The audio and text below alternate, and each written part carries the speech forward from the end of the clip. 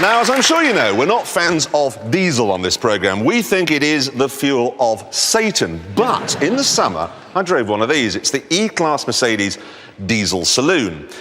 And then I noticed something strange. These are the figures, OK? This is the petrol one, this is the diesel. The diesel is more powerful, same 0 to 60, faster, much more economical, cheaper, and, as far as I could tell, no noisier. And that got me thinking, maybe, while I've been wearing my blinkers, something strange has happened. Maybe all diesel cars are now OK.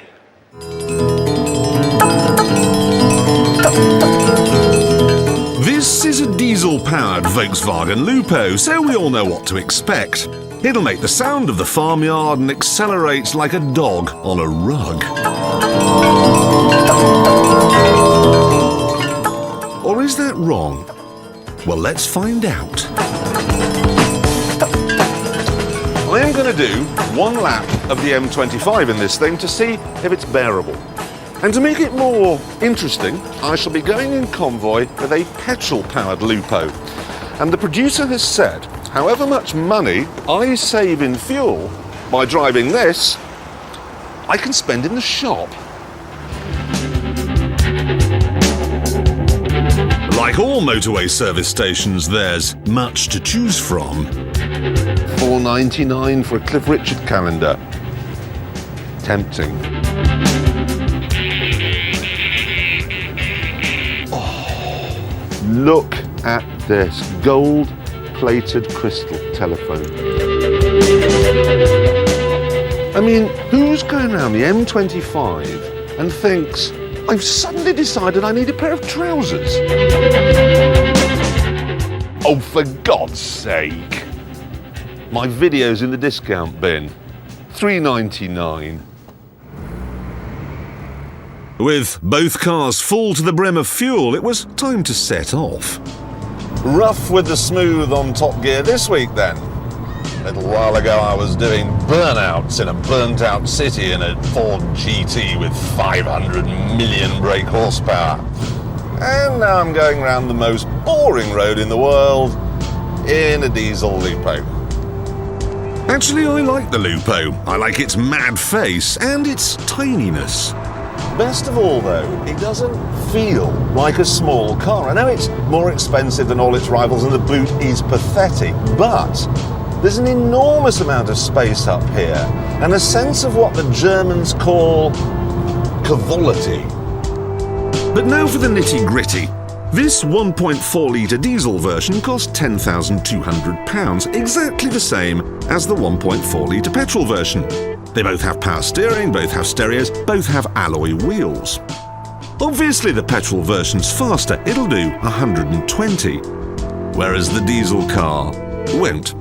They've helped it along with a turbo, but it'll barely do 105, and 0 to 60 takes 12 seconds. 0 to 60 in double figures. Well, I didn't know that was still possible. Thing is, though, that in the real world, you never go from 0 to 60, and you never go flat out. What you do is go from 50 to 70 a lot, in fifth. And that's where the diesel engine comes in. No one knows what torque is, but this has 144 of them. 144 torques live under its bonnet.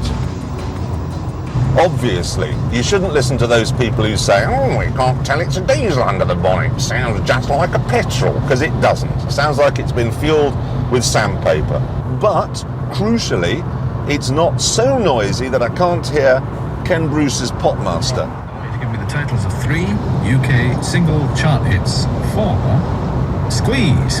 Call for Cats, Labelled with Love, Up the Junction. Come on, useless man. Easy. Throw that Popmaster over for another day and now I'm bored. People are always being rude about the M25. Oh, it's got 73 miles of jams on any given Monday, but think about it. I know it should be wider, I know there should be 68 lanes in either direction, but 200,000 cars a day use this thing. 200,000, and imagine where they'd all go if it weren't here. To go to Carshalton and Watford. Do you want to go to Watford? Oh no. There I was defending the M25 and now...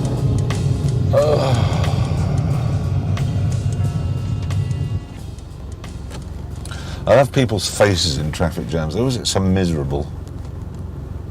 Could be worse. You could be shot in the back of the head by a marksman. But even though the motorway let us down, I have to say the diesel was good to us. Not just bearable, but faster where it matters than the petrol. And because of all those torques, you have to change gear less often, and that makes it more relaxing to drive. I'm in the outside lane of a British motorway doing outside lane of British motorway speeds in my 1.4 diesel city car, and it's fine. I have to say I am impressed. Painfully impressed. And we haven't even got to the business of fuel economy yet. Right, that is now brimmed.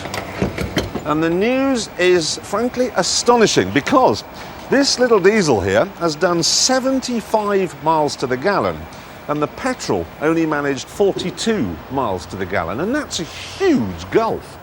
So are the savings. On just one lap of the M25, 119 miles, I've saved £4.29p, which I'm now going to go and spend in the shop. So what do you spend your £4.29 on then? I spent it on a cock. Let's have a look. Look at that. Oh, look. Gold with real crystals. I'll just share that with the nation. Do you know what? That is so awful that if that had been me, I think I'd have had your video and kept the change. No, the thing that occurred to me is if you went round the M25, I don't know, there were probably 20 of those different statuette things, you could get the lot. The producer says if I go round again, I can have a beaver. A golden beaver? A golden beaver. Do you honestly think I am going to put up with a small diesel hatchback just so that I can have a golden cock? Yes, almost certainly. Listen, the thing is, it is faster. I promise you, James. I promise you it isn't. Well, I organised a race this morning around the track. In the wet, the petrol Lupo was 6 seconds quicker. That is eternity. On the motorway, 50 to 70, you put your foot down in the diesel and the bloke in the petrol one's fishing around. And also, if I can just think back to when you were driving that 5 Series, you said you were driving the 3-litre petrol, you've driven the 3-litre diesel, and I'm quoting, and it was astonishing. Yeah, the big 3-litre BMW engine is astonishing, as that Mercedes one is that you drove, but on a small hatchback, OK? When you drive one of those and it's a diesel, it says 3 things about you. One is, you're tighter than 2 coats of paint. The second one is that you care so much about the environment that you want to leave a little protective sooty film over it. And the third one is, you're probably French. I've suddenly remembered why I don't like talking to you. So I'm going to go and talk to my best friend, the little one.